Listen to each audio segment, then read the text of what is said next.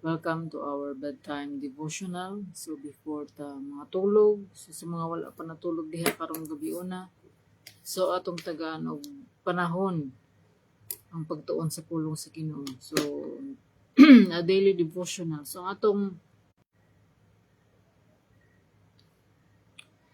today is Friday. So January 10, 2025 ug karon ika-day 346 ato ang devotional. So atong topic karon is about learning the importance of obedience. So ang word na sa Deuteronomy chapter 13 verse 4 nga nag-ingon, you must follow the Lord your God and fear Him. You must keep His commands and listen to His voice. You must worship Him and remain faithful to Him. So let us pray. Father God in heaven, we glorify your name. We acknowledge your holiness, Lord God. Ikaw ang Ginoo, Lord God. Maghari ka, Lord God, kanamo sa maminaw na ini nga mensahe. Lord, gamita ako, Lord God, to share your word, to speak for us, Lord God. Lord, fill us with your Holy Spirit. Guide us, Lord God. Open our hearts, Lord God, our minds, Lord God, nga makasabot kami, Lord God, sa imong pulong, sa imong mensahe, nga imong ipadayag kanamo karong gabi una. Lord, salamat sa imong kaalam. Kay balo pagsabot, Lord God, nga imong ibubo dinhi kanamo. Tabangi kami, Lord God, kay wala kami mahimo wala ikaw. Tabangi kami nga motubo diha sa imong pagtuo diha kang Kristo. Tabangi kami, Lord God, nga makasabot kami unsa, Lord God, ang pag-obey diha kanimo. Dalaygon ka, Lord, salamat sa imong pag-uban kanamo karong gabi una. Ang tanan para sa imong kamayan. Dalaygon ka sa katapusan sa pangalan ni Jesus. Amen. So, learning the importance of obedience. So, again, akong basahon, you must follow the Lord. Ingon sa Deuteronomy chapter 13 verse 4, you must follow the Lord your God and fear Him. You must keep His commands and listen to His voice. You must worship Him and remain faithful to Him. So, murag ubay-ubay ni nga mga kuan. So, kung sa Bisaya pa, alagari ang Ginoo nga inyong Dios o kahadlok siya. Tumana ang iyang mga sugo ug patalinghugi siya, simbaha siya og ayaw pagbulag kaniya.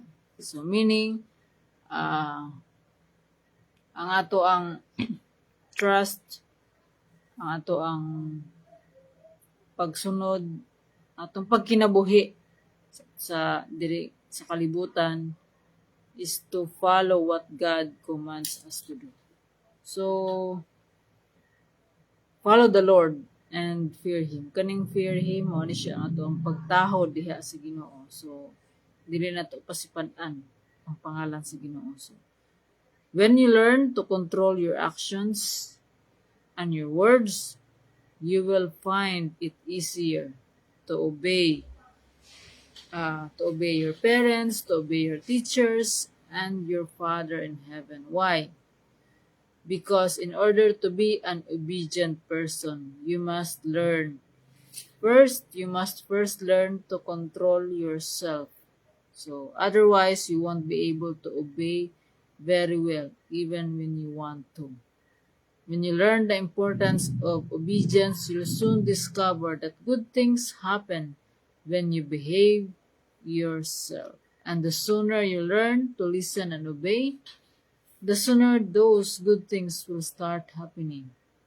So, unsa kining obedience? So, obedience is a very important kini siya sa ato ang pagtuo sa Ginoo because dili kompleto ang ato ang pagtuon karong gabi una. So, we are studying, we are learning. But if we will not obey what we learn karong gabi una, useless lamang ning ato ang kwan. So obedience is a very very important because it is an act of submission to God. It is an act of acknowledging God nga isa ang Ginoo sa atong kinabuhi. It's acknowledging His commandments, is submitting to God. So if you want to be blessed by God, we must obey. So ang blessing sa Ginoo is dili lamang ni siya sa mga material na bagay. Blessing in material, in health, and in spiritual. So makining ang blessing, ang kanang protection sa Ginoo mga naa ka na to. So ang usahan nito ang pag-obey, there are types of obedience. Sa primero pa lang, initial obedience. So ato ang pag-respond sa tawag sa Ginoo, sa gospel sa Ginoo. So og dili lamang ta diha nga kung kita mituog midawat diha sa Ginoong Hesus. So initial pa lamang na siya. So dili diha mag-stop. Kung dili magpadayon ta, the second is our ongoing obedience. So how we live our lives every day. So atong i-practice ang pag-obey diha sa Ginoo. Ang balaod sa Ginoo atong i-obey, kung unsa ang iyang commandments atong i-obey. So we should listen to the voice of God. So how do we know what to obey? So mao ni nga so na to pagkahibalo kung unsa ang atong sundon kung dili ta mo magtuon sa pulong sa Ginoo. Kay naa diha tanan kung unsa ang ato ang tumanon. So dili ta makatuman sa sugo sa Ginoo kung dili ta kita mismo ang mo learn, mo discover, mo basa, magtuon sa pulong sa Ginoo. So mao na siya nga kinahanglan nga imo na to ang pulong sa Ginoo as our standard of living. Okay? Kung dili kini mo ang atong standard of living, so unsa may atong standard on how to live. So kung may nga standard diri sa kalibutan, kung unsay trend kibali diri ang may pagkasundon, mao atong pagkasundon.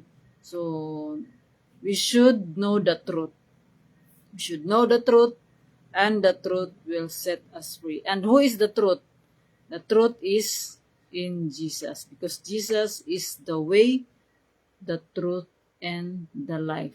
So dili ta makaadto sa atong padulngan kung asa ta padulong, dili ta maadto dito sa langit kung dili pinaagi kang Jesus. So by the grace of God through Jesus Christ, we are made righteous because our old self is separated from God. So initial obedience, so mo tong pag-respond nato sa gospel. So ongoing obedience on how we live our lives every day, and next is radical obedience. Mao ni siya ang atong wholehearted nga submission to God's will even in difficult times. So diha ma-test ang ato ang faith. So usa pa, una gyud sa tanan, dili ta mo obey sa Ginoo kung dili wala tay pagtuo kaniya. So basakto na nga kung mutuo ka sa usa ka tawo, example kung kanang nga tawo imong tuo, kung naa kay pagtuoan ang tawo, musunod jud ka kung unsa iyang isulti. So kung wala kay pagtuoan ng tawo, dili jud ka mosunod. So samara po na nga kita pod we are under the law. So ang balaod diri sa kalibutan gi-honor po na sa Ginoo. So og ang balaod diri sa kalibutan gikan po na sa balaod nga gihimo sa Ginoo sa kaniadtong panahon. So mao kini nga kung maglisod ganita og tuman sa balaod nga makita nato, so how much more ang balaod sa Ginoo nga kinahanglan nato nga tun-an ang balaod sa Ginoo. Mao kini nga kinahanglan gyud ta nga magatuon kanunay. So from time to time, so atong tagaan og panahon gayud ang Ginoo. Kay kaning ato ang obedience diha sa Ginoo. Ang benefits, ang makabenepisyo ini dili man ang Ginoo, because God is still God even if kanang dili ta mo tuo kaniya, but we are nothing without God. So gaingon ta makahimo man ta without God. Yes, makahimo ta, pero wala ta sa insakto nga dalan. So mupadulong gyapon ta sa broad road nga padulong sa destruction. So the benefits of obedience. So what is the importance of obedience? Why do we obey?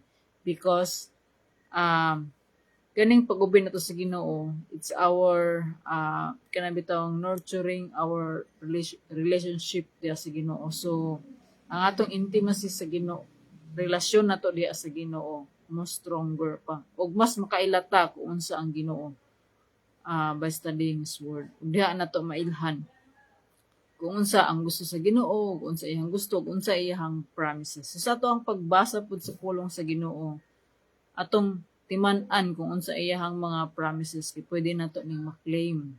Claim nato ang promise sa Ginoo basta nga nag-obey ta. So dili ta maka-claim sa promise sa Ginoo kung wala ta nag-obey. Syempre, kung ang usa ka bata, nag-obey na sa iyang parents. So syempre mo ana man ang bata, di ba nay nagkuan man ko kanang nanilihig man ko. So tagaan gyud nimo na siya og kanang kuan pa reward. So inana pud ang sa ato ang pagtuod sa Ginoo. So God is a rewarder. So magkini nga kani ato ang pag-obey diha sa Ginoo, motubo ang ato ang pagtuo diha kaniya. Og ang kaning pag-obey nato sa Ginoo is kuan siya pag open siya sa door of blessings sa Ginoo. So ug mahimo putang witness sa gugma sa Ginoo kung obey ta kanila. So og diha po nato kanabitang aware na ta kung unsa ang Ginoo nagapanglihok sa ato ang kinabuhi. Nga maski kanabitang sa tungunahuna dili ta nato mahibal-an kung unsa ang solusyon. But because we obey, God will give us His wisdom. And also God will use people around us to answer our prayers. So mani nga kanang kung ikaw nga naka-experience ka sa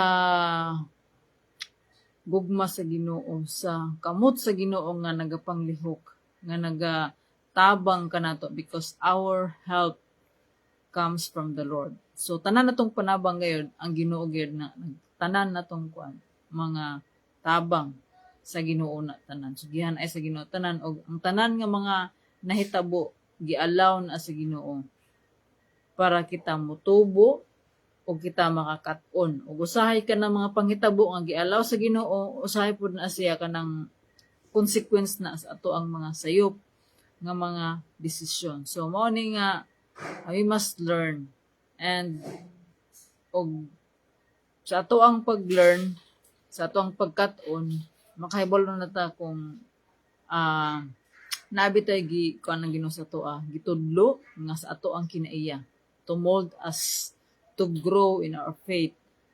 Og kaning pag-obey nato sa Ginoo, mao ginato ang kuan nga when we obey God, ang iyang pabor, ang pabor sa Ginoo ug sa tao maanaa ka nato.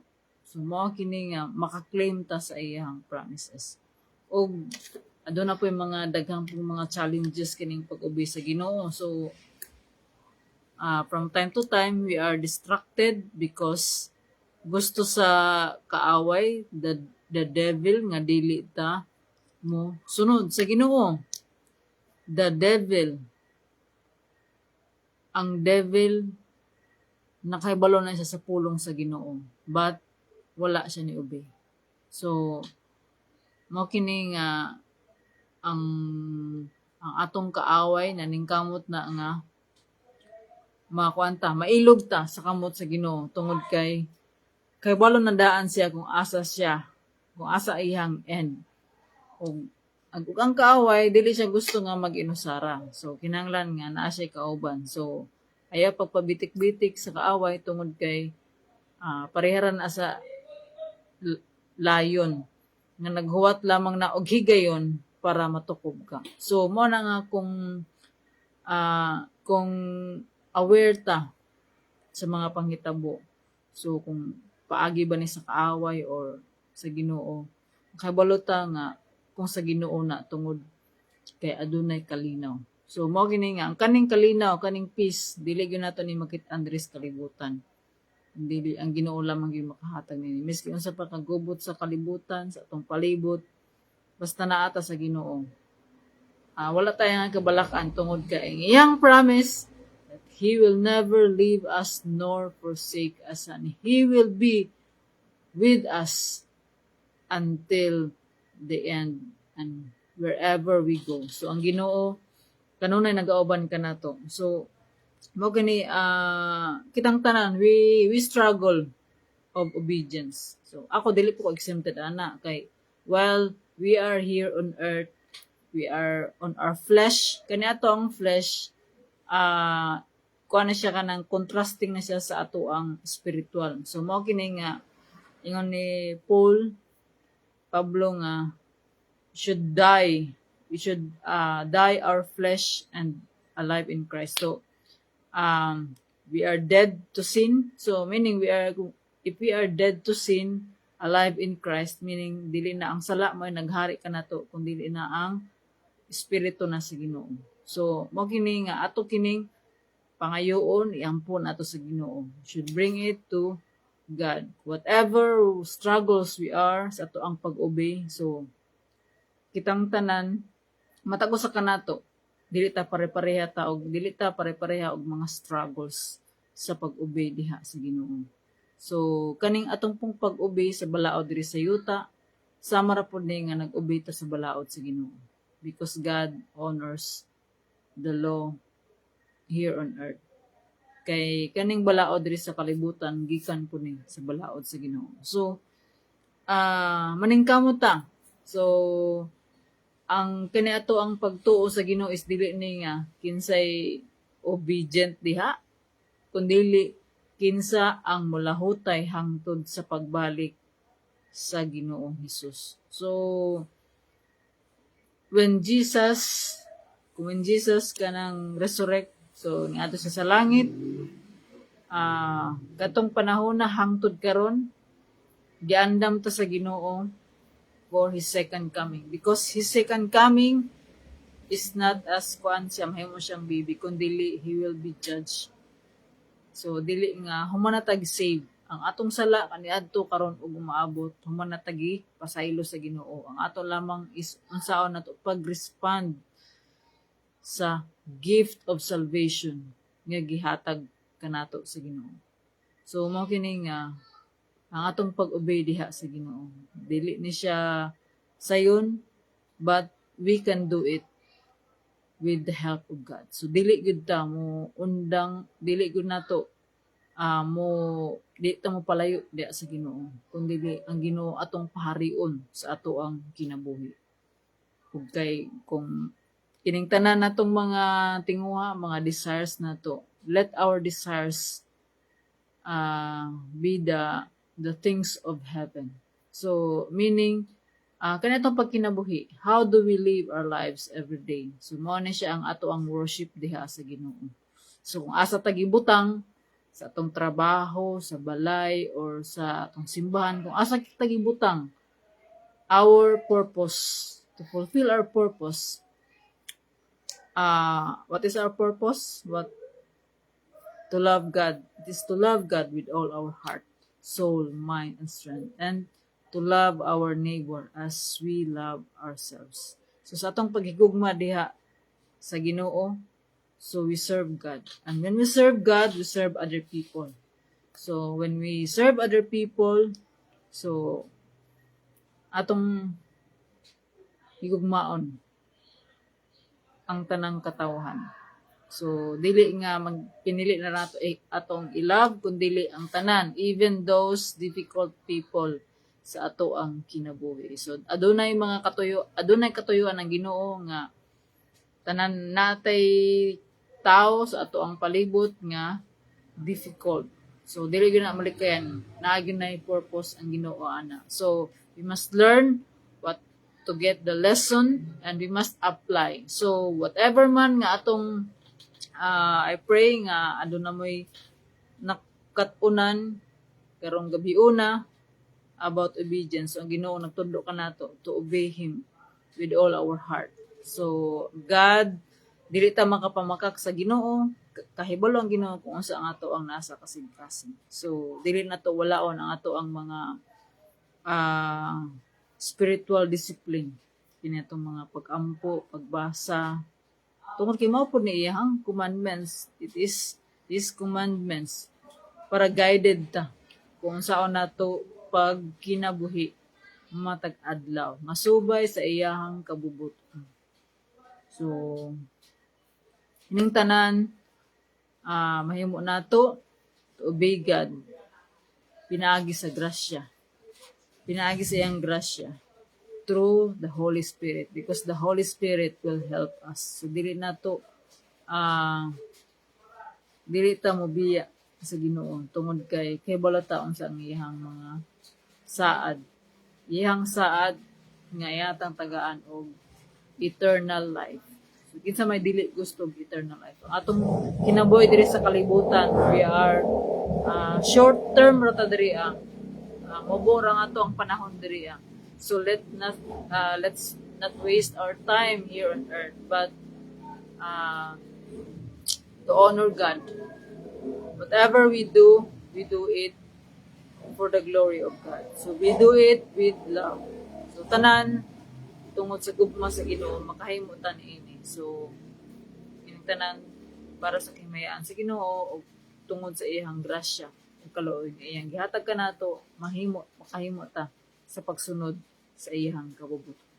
So to God be all the glory. Let us pray. Father God in heaven, we thank you, Lord God, for your word, for your reminder, Lord God, about obedience. Lord, dili kami mature sa among pagtuo diha kanimo kung dili kami mo-obey. Especially, Lord God, sa among pag-humble down, to be humble always, Lord God, to acknowledge your sovereignty, Lord God, sa among kinabuhi. Lord, salamat, Lord God, na ikaw nagapadayon, Lord God, sa pagkabot ka namo, Lord God, pag-remind ka namo, Lord God, nga unsa ang imuhang mga saad dinhi ka namo, Lord God, nga ikaw magabubo sa imong mga panalangin dinhi ka namo kung mo-obey kami, Lord God, with all our heart. Tabangi kami, Lord, kay dili namo ni mahimo without your help. Lord, palambua, Lord God, ang matag usa sa mga naminaw ni ini nga mensahe, ikaw ang Ginoo nga magabisita kanila, magahikap sa ilang mga kinabuhi, palambua sila, Lord God, sa spiritual, sa material, sa health, Lord God. Kay ang amo ang pagtuo diha kanimo, Lord God. Ikaw magapalambo niini og ang mga tawo nga makakita kanamo, Lord God. Basi mo tuo sila, Lord God, ug mosalig diha kanimo, Lord God. Tungod kay ikaw lamang ang makahatag niini. Lord, daghang salamat niini nga panahon. Kining tanan, Lord God, para sa imong kahimayaan. Salamat, Lord, dalaygon ka sa way katapusan. Salamat sa imong pag-uban kanamo ug ikaw ang Ginoo nga mao'y magatabon sa imong nga miling nga dugo dinhi kanamo ug magauban sa amo ang pagkatulog. Salamat, Lord. Kining tanan among giampo ug gipasalamatan. Sa pangalan ni Jesus. Amen. So, may gabi, good night, God bless, and see you tomorrow. Bye!